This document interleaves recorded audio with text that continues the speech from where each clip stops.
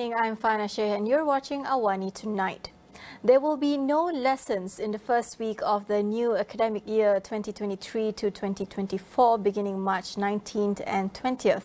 Instead, Education Ministry's Director General Dato' Fakhruddin Ghazali said the week will be filled with fun programs and activities aimed at motivating students and instilling good values.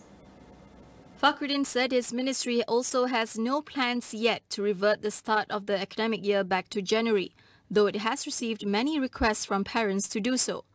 Putrajaya has delayed the start of the last academic year to March 2022 after schools experienced significant disruptions during the COVID-19 pandemic. Other measures to improve the education system were also introduced, such as removing school competitions, celebrations and ceremonies that have no significant impact on a student's life. The new academic year will start on March 19, 2023 for Johor, Kedah, Kelantan and Terengganu, while other states will start on March 20th.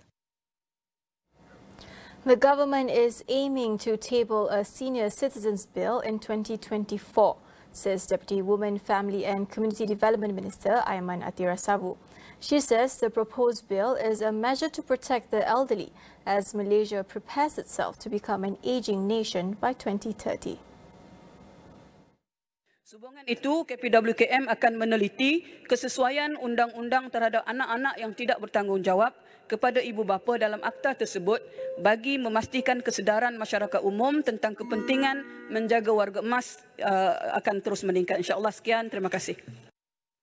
The ministry previously revealed that 2,144 senior citizens have been abandoned at hospitals nationwide from 2018 until June last year. A total of 752 senior citizens were abandoned in 2021 alone, with the reasons for abandonment being family problems and lack of guardians. Meanwhile, the Health Ministry has assured that critically ill patients admitted to the Emergency and Trauma Department at government hospitals will be treated immediately. For semi-critical patients, treatment would be given in less than 30 minutes. As for non-critical patients, they are treated within 2 hours. In a written parliamentary reply, the ministry also added that it does not have access to data which specifically monitors patient hospital admittance from the emergency department.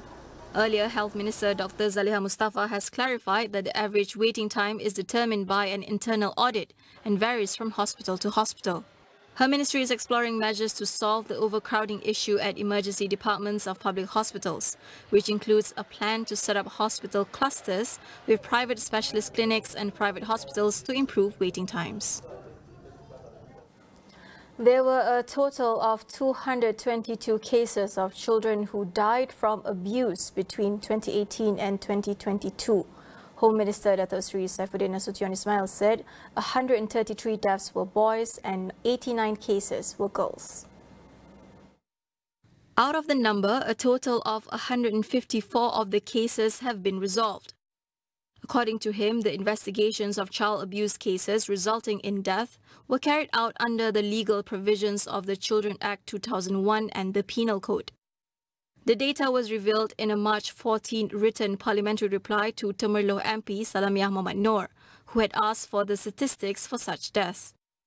Meanwhile, data from the Women, Family and Community Development Ministry between January and June 2022 also revealed a total of 1,055 child abuse cases. Of the total, 706 cases involved girls, while 349 involved boys. Amendments to the Federal Constitution to allow Malaysian mothers to confer citizenship to their children born overseas is expected to be tabled in Parliament soon. While waiting for this reform, the government has been urged to cut red tape surrounding the admission of non-citizen children in local schools. Patricia Low from Family Frontiers Mothers Network shares the struggles Malaysian mothers face. So there has been a zero rejection policy in place which allows non-citizen children to enroll in public schools. However, what happens on the ground tells us otherwise. The current admission process is very lengthy, it's very cumbersome, It differs according to immigration branches and also differs from state to state. So, as school starts, it's supposed to be an exciting time, I guess. But for mothers in our group, many are struggling to even get the paperwork in order for them to enroll their children into school. Because besides paperwork required for the school and via Ministry of Education, we also need to apply for a student pass, which is the only way our children can remain in Malaysia legally. And so that is another process altogether. Also very cumbersome, very complex, a lot of paperwork, a lot of documents are required. Noting that mothers faced a lot of anxiety from this, Patricia hopes the Education Ministry could urgently address this issue before the start of the new academic year on March 19th and 20th. Streamline public education, public school enrollment processes for non-citizen children of Malaysian mothers, reducing its length, reducing its complexity to ensure that children can enroll in a timely manner.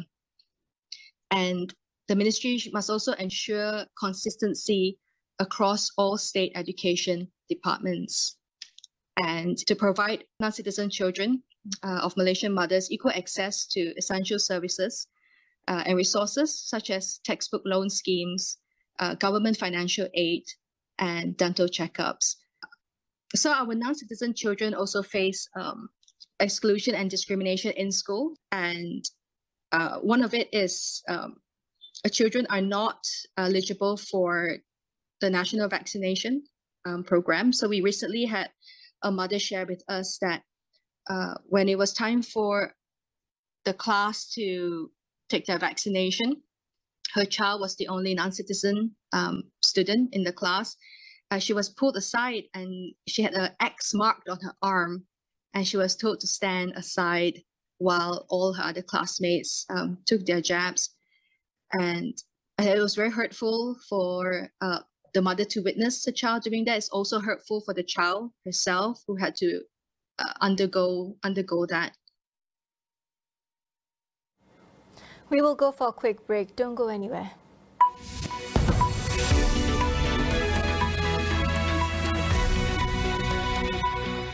What's the latest scoop when it comes to companies, markets, and strategies? For everything business and tech related, catch Notepad with me, Ibrahim Sani, weekdays 10:30 p.m. across all AWANI platforms.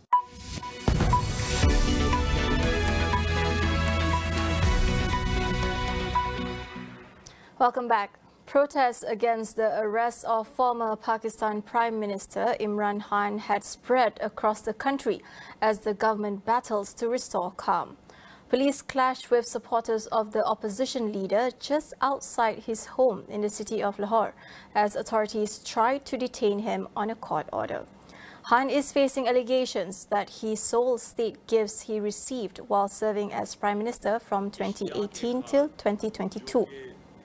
A case which he says is politically motivated to stop him and his party to take part in forthcoming elections. Situation was tense outside his residence as police tried to force their way in. They also fired tear gas to disperse Khan's supporters, who threw stones and bricks. Khan says the authorities are acting outside the law in their attempt to arrest him, as he had taken protective bail until Saturday, where he is due to appear in court in Islamabad.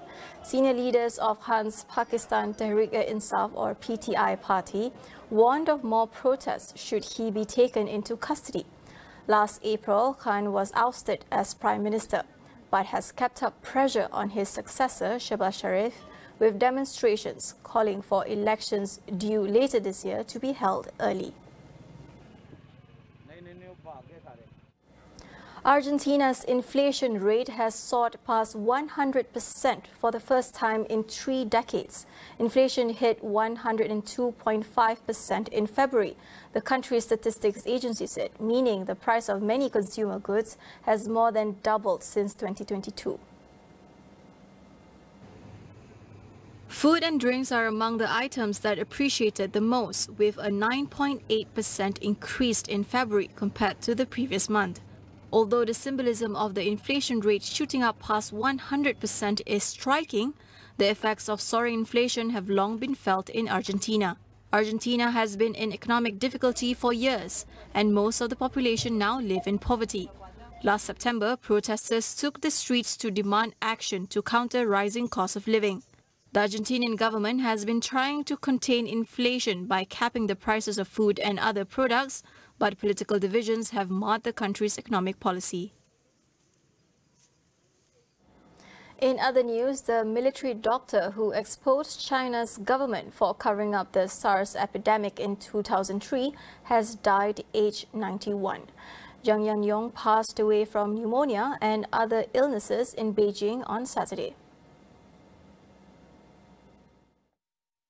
Zhang had been working in a Beijing hospital in April 2003 when he was alarmed to hear the then health minister telling the public that there were only a dozen cases of SARS.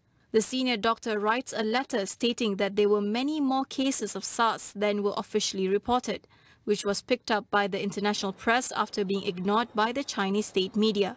His revelations prompted the government to admit it had provided false information about the epidemic and to begin a nationwide effort to battle it, saving countless lives. Zhang was briefly hailed a national hero until in the following months when he wrote another letter to senior leaders denouncing the 1989 crackdown on Tiananmen Square protesters, a move that led him to being detained and later put under house arrest. Honduras is seeking official relations with China, putting Taiwan at risk of losing another of its few formal allies. Honduran President Xiomara Castro said the move aims to expand foreign engagements. Taiwan, meanwhile, has cautioned Honduras against falling into China's trap. On Wednesday, China's foreign ministry welcomed Castro's statement and said it was willing to develop friendly and cooperative relations with the country. Castro, who assumed office in 2021, said that she instructed the country's foreign minister to pursue official relations with China. The leader of the Central American nation did not specifically say if relations with Taiwan would be cut. However, in January 2022, she said she hoped to keep those ties. China has long tried to isolate Taiwan and prohibits its partners from keeping ties with the island, which it considers part of its territory. Should Honduras switch sides to China, Taiwan would be recognized by just 13 governments. Castro's move also comes ahead of Taiwan President Tsai Ing-wen's planned trip to its Central American allies, with a stopover in the US next month. A Russian fighter jet collided with a US drone on Tuesday, causing the latter to crash into the Black Sea. It marks the first direct encounter between American and Russian forces since Moscow invaded Ukraine more than a year ago. According to the American military, the drone was on a routine mission in international airspace when two Russian jets tried to intercept it. But Russia says the drone crashed after a sharp maneuver and denies that the two aircraft made direct contact. It also said the drone was flying with its transponders, which allows identification of an aircraft switched off, and viewed the incident as a provocation. Tensions have risen over the Black Sea since Russia's annexation of Crimea in 2014, while the US and UK have stepped up surveillance flights since the war in Ukraine. Washington claimed there have been patterns of dangerous actions by Russian pilots interacting with Allied aircraft in the region.